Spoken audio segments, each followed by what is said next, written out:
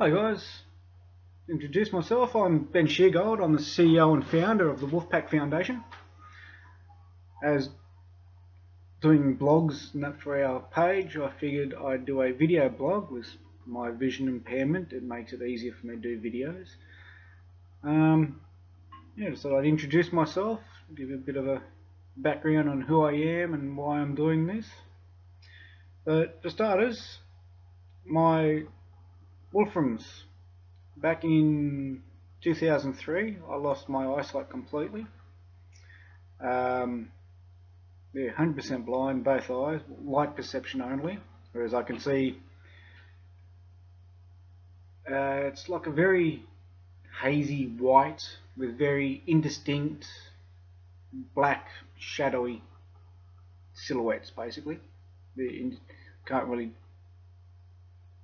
It's not a distinct shadow; it's just more like a bit of a blur. 2007, I got maybe 5% of vision back in my left eye. Very blurred vision, obviously. I got diabetes mellitus, which is insulin-dependent diabetes. Diabetes insipidus, which is the renal problems where the bladder doesn't empty properly, excess production of urine. My hearing's not too bad. I have noticed lately though certain tones, if it's a high pitched or something like that, I can't quite hear it. If there's too much noise, and obviously too much background noise, I find it difficult to hear people talking, especially if they're not speaking loudly and clearly. It makes it a bit difficult. I have respiratory problems, whereas I have a constant cough. So it feels like I've got something stuck in the back of my throat, constant itch, tickle, however you want to describe it. Occasionally my throat does close completely where I cannot breathe in. I can breathe out, but I just cannot draw breath. Gastro problems where I had trouble swallowing food. The esophageal sphincter wouldn't open properly to allow the food to pass down, so I had to have surgery. And I was the first person in the southern hemisphere to have this surgery. It's a endoscopic ileomyotomy, whereas they 5 insertions into the stomach, go in, they cut away the esophageal sphincter muscles to allow the food to pass through a bit easier. Until that surgery, it was extremely painful for me to swallow food, to the point where I was on actually morphine patches for a good 12 months until the surgery, because it was just too painful to eat. I dropped down to 55 kilos. I'm not sure what that'd be, about 100 pounds, I think that is. What else have I got? Neurological issues where I don't regulate my body temperature. I have a severe intolerance to heat. I sweat like a pig in summer, especially in the humidity. Humidity rises just a slight percentage, and that's it. I look like I've just stepped out of a shower. I'm drenched in sweat. Thankfully, I don't suffer from the depression or the anxiety like a lot of our other fellow patients do. I do, however, have, I don't know how my family would describe it, but I reckon I have slight anger management issues. I'm quick to lose my temper over the smallest of issues. I have problem too with certain noises. People chewing or eating and that in general around me, it makes me angry to the point where I get really angry. I can't eat with my family anymore. If we're out in public at a cafe or a restaurant or something, that's fine because all the background noise drowns out the sound of people eating. But if I'm at home, like I am, my wife and stepdaughter, they'll eat at the table. I'll eat at the kitchen bench, or I'll go sit in the lounge room and eat because the sounds just drive me insane. People swallowing, chewing, that sort of thing, just no. Loss of balance.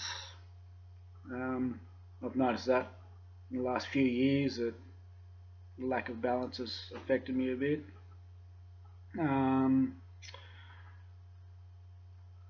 That's about it with my symptoms, really. Mine aren't that severe, thankfully. The main problem that I have with the symptoms, the more severe ones, are the the throat or the coughing and the eyesight. Apart from that, I'm pretty good. Yeah, well, the reason I started up the foundation was because down here in Australia and New Zealand, it's very isolated and difficult for us to get to the US or the UK, where the other main clinics and the foundations that are located. So I figured I'd start up the foundation down here to help raise the awareness for one, and try and get some clinics up and running down here for us down here. Because at the moment, as majority of you know, and although some of you don't, there's no treatment, no cure as of yet. So all we can do is treat the symptoms, the insulin-dependent diabetes, the ophthalmologist for the eyes, and that sort of thing, the neurologist. So I'm trying to get set up here in Australia to have over a 2-3 day period. All the patients come to one central location. We can see all these specialists that we need to see in one session, get it out of the way, because as you know, get a referral to see one specialist, 3-6 months later you might get in to see that person, then you'll get a referral to see someone else, another 10 months later you might get to see them. So I figured, get it done, 2-3 day period, we can see who we need to see at the one clinic, get more of a better idea on how our symptoms are progressing or that sort of thing. And so the patients and the caregivers, we can meet up, see other people in the same situation as us, have an empathetic shoulder to cry on, as it were, someone to share our stories instead of seeing doctors and that who aren't really familiar with it and don't know how to treat a wolfram patient. Well, we've only just been registered as a registered charity here in Australia since August 2016, so we're still baby steps at the moment, trying to get everything up and going. I'm in chats with Professor Patricia Crock here at the John Hunter Hospital.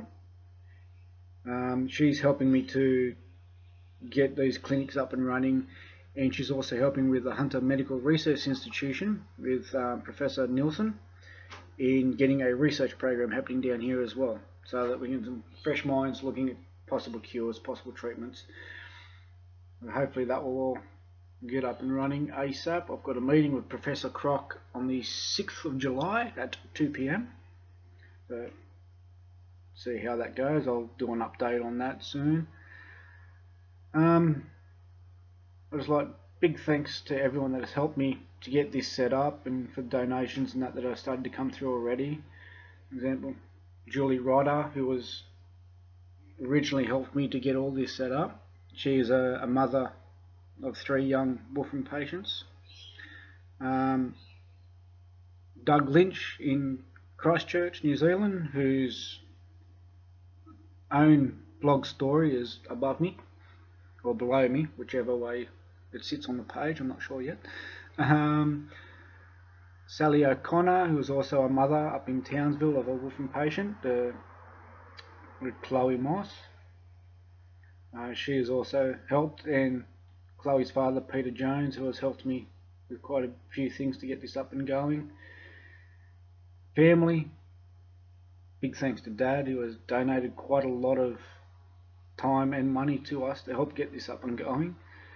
Kelly Payne, she's come on board to be part of the committee with the foundation. Without her help, quite a lot of this wouldn't have been done either. She's greatly appreciated.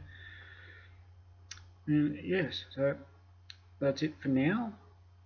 Hopefully there'll be more coming up soon. I am also going to do, before I go, I've decided to get up a statistic database happening of patients here in Australia and New Zealand. I'm not going to put names and that for obvious reasons, but I wanted to get the date of birth of the patient, date of diagnosis, gender and location.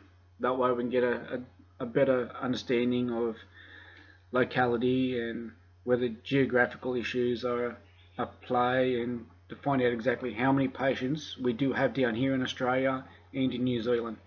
Because at the moment I've got 9 patients confirmed in Australia and 6 patients in New Zealand that Doug has managed to track down for us.